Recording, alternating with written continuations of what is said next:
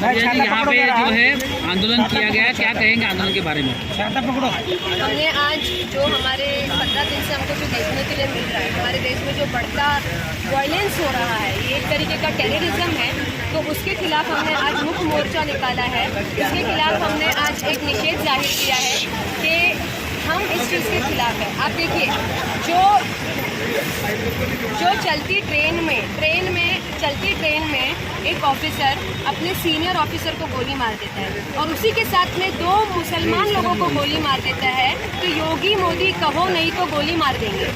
ये आप बताइए, सबसे इधर तो वोटिंग मतलब एक राइट टू वोट पे आपने वो कर दिया, पूरा खंडित कर दिया, दूसरा राइट टू लाइफ यहाँ पे आपने उल्लंघन कर दिया, इस दोनों चीज़ों का। प्लस पब्लिक ट्रांसपोर्ट में आप ऐसे हैवानियत दिखा रहे हैं, तो यानी आप क्या ही बच गया है ना। हैवानियत का हर इन लोगों ने हर हैवानियत की लाइन क्रॉस कर दी है। मणिपुर में महिलाओं को, मैं महिलाओं के बारे में ज़्यादा बात करती हूँ हमेशा, मणिपुर में महिलाओं को बिना कपड़ों के परेड कराई जा रही है, गैंग रेप किया जा रहा है। वहीं दिल्ली में हमारी जो रेसलर महिलाएं हैं, जो हमारे देश के लिए गोल्ड लाती हैं, उनको जानवरों की तरह डिटेन किया जा रहा है, क्योंकि उन्होंने एक मोलेस्टेशन के केस फाइल किए थे एक महान पुरुष के ऊपर, तो उनको डिटेन किया जा रहा है जानवरों की तरह। तो आप जानिए, जो हमारे देश में जो महिलाएं गोल्ड ला रही है हमारे लिए, हमको गर्व महसूस करा रही है जो एज एन इंडियन, वो महिलाओं का ये हाल है, तो आम महिलाओं का क्या हाल है? उसके बाद अभी आपने देखा होगा 2 दिन पहले हरियाणा में शोभा यात्रा में किस तरीके के राइट्स की गए, उसके पीछे का कारण कोई आपको नहीं शायद लोगों को ना पता हो, पर मैं आपको बताना चाहती हूँ। 2 लोगों ने, जिन लोगों ने फरवरी में बेकसूर लोगों को गाड़ी में ट्रक में घुसा के मारा था, उन 2 लोगों ने एक वीडियो वायरल की कि हम ये शोभा यात्रा में आ रहे हैं, आप हमारा स्वागत कीजिए, जीजा आ रहा है, हार डालो, फूल डालो, ऐसी डिफेंसिव बातें कर उन्होंने राइट्स का माहौल तैयार किया। अभी जहाँ पर इतनी बड़ी यात्राएं होती है, वहाँ का जो इंटरनेट कनेक्शन है उसको वीक किया जाता है, वहाँ पे डेफिनेटली बहुत सारी पुलिस सिक्योरिटीज होती है, तो क्यों नहीं ये सारी चीज़ें वहाँ पर मौजूद थी। और एक इंसान जो भड़काऊ भाषण कर रहा है, उसके अकाउंट पे 2-2, 3-3 लाख फॉलोअर्स है, वो अकाउंट को बैन क्यों नहीं किया जा रहा है? तो ये सारे लॉ एंड ऑर्डर हमारी कंट्री का हिल चुका है बुरी तरीके से।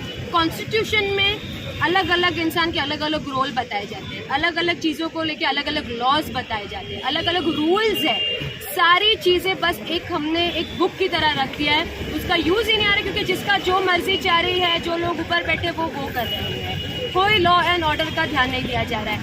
कह रहे हैं कि पाकिस्तान जाओ, क्यों जाए हम पाकिस्तान? हमारे हिस्ट्री जानती है कि किसका कितना खून बहा है हमारे देश की आज़ादी में, और हम इंडिया में बाय चॉइस है, बाय चांस नहीं है, तो हम क्यों हमारा देश छोड़ के जाएंगे? हम हमारे देश से प्यार करते हैं बहुत। एक्चुअली में तो काफ़ी सारा यूथ जा रहा है छोड़ के इंडिया, बाहर की कंट्रीज में सर्व करने के लिए। तो कभी आपने जाना है कि उसका रीज़न क्या है? क्योंकि हम इकोनॉमिक में फेल है। हमने लोगों को जॉब देने के बदले उनके हाथों में हथियार थमा दिए। देशभक्ति के नाम पे उनके हाथों में हमने, फेक ईगो के नाम पे हमने उनके हाथों में हथियार थमा दिए कि जाओ लड़ो आपस में। तो जैसे मणिपुर का हाल हुआ है, जैसे हरियाणा का, तो महाराष्ट्र में भी ये चीज़ें हो सकती है। महाराष्ट्र दूर थोड़ी ना है, हमारे पूरे देश भर में ये चीज़ें हो सकती है। अगर लोग चौकन्ने नहीं हुए, अगर लोगों ने इस चीज़ पर अपना निषेध शांतिपूर्वक जाहिर नहीं किया, अगर हमने अपने राइट्स नहीं बताए बाहर, तो हो सकता है कि महाराष्ट्र, मुंबई में भी ये हाल किया जाए। तो उसी के लिए मेरी request, I think supreme court should intervene और हमारे देश के लॉ एंड ऑर्डर पे बहुत काम करना होगा। मैडम, ऐसा तो नहीं लग रहा है जो सेक्युलर पार्टियों का जो अलाय बना है अभी इंडिया, उसका अलाय बनने के बाद ही इस तरह के माहौल हरियाणा में और मेवात वगैरह में जो हुआ, ये उसके बाद ही शुरू हुआ है कि हम दंगा फैलाएंगे और संरक्षण भी करेंगे दंगाइयों का। तो कहीं ये एक तरह से प्रयोगशाला तो नहीं शुरू कर दी गई है? देखिए, मैं तो यहाँ पर बचपन से पली बड़ी हूँ, तो मेरे हिसाब से तो मैंने एक 8-10 साल में ही इतनी डिस्टर्बिंग चीज़ें देखी है। दंगा तो बेशक अभी हुआ है, पर सिचुएशंस ऐसी बहुत सारी अलायंस से पहले भी हुई है। फरवरी में लोगों को घुसा के मारा गया है, आपको पता है। तो ये तो एक बैक टू बैक कुछ ना कुछ चीज़ें हैं जिससे 2024 के इलेक्शन पे थोड़ा फ़ायदा हो जाए। अगर जो लोग जागरूक हो रहे हैं, जो लोग जागरूक हो रहे हैं उनको वापस से दबाने के लिए एक तरीके की हमको टैक्टिक है। रोड पे तो पहले नारे लगते थे, अब तो विधान भवन में भी गद्दार और पाकिस्तान जी, चले जाओ जी, जैसे नारे लग रहे, जी। तो कितना ये हिंदुस्तान ये कि कगार पे जा रहा है कि किस दिशा में जा रहा है ये? यस, मुझे पता है कि आप क्या बारे में बात कर रहे हैं। इनफैक्ट मैं और मेरे वालिद हम सुबह में इसी बारे में बात कर रहे थे कि हमारा देश किस दिशा में जा रहा है, कि एक इंसान जो रिप्रेजेंटेटिव है बैठा है विधानसभा में, उनको ऐसी बातें की जा रही। मतलब हम एक सेंस ऑफ रिस्पेक्ट भूल चुके हैं एक दूसरे के लिए। इतनी नफरत एक कैंसर की तरह। आप बताओ 8-10 साल से एक ही चीज़ पे आप काम करोगे कंटिन्यूसली, हर टारगेट ऑडियंस, हर एज ग्रुप को टारगेट किया गया। पहले तो आप देखते रहोगे कि जो बूढ़े बुजुर्ग होते थे और पुराने ज़माने के लोग होते थे उनके दिमाग में थोड़ी बहुत स्टीरियोटिपिकल चीज़ें होती थी, बट अभी यंग बच्चों के अंदर ये सब चीज़ें हैं। स्कूल्स में एक दूसरे के लोग एक भेदभाव कर रहे हैं, अरे ये वो जात का, ये वो जात का, ये वो जात का। अरे हमारे भारत की नींव ये है ही नहीं।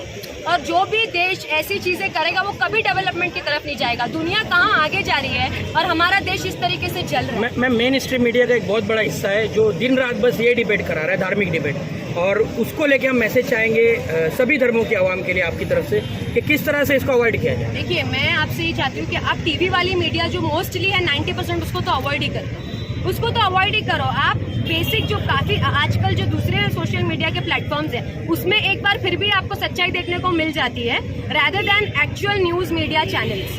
तो कुछ ऑथेंटिक है तो आप उनको फॉलो कीजिए, नहीं तो आप वो देखिए ही मत। अपना दिमाग लगाइए, अपने खुद के अंदर कुछ मैनर्स और कुछ एथिक्स और कुछ मोरल्स लाइए कि हम भारत के लोग हैं। कॉन्स्टिट्यूशन पढ़िए, खुद कॉन्स्टिट्यूशन पढ़िए, हिस्ट्री पढ़िए भारत की, और अपने अंदर भारत को लाइए, अपने दिल में भारत को लाइए। ये जो भारत बनाने की कोशिश करे वो भारत के इन्फ्लुएंस में मत आइए। जो भारत हमारा भारत था उस भारत के बारे में सोचिए और उसको अपने दिल में उतारिए।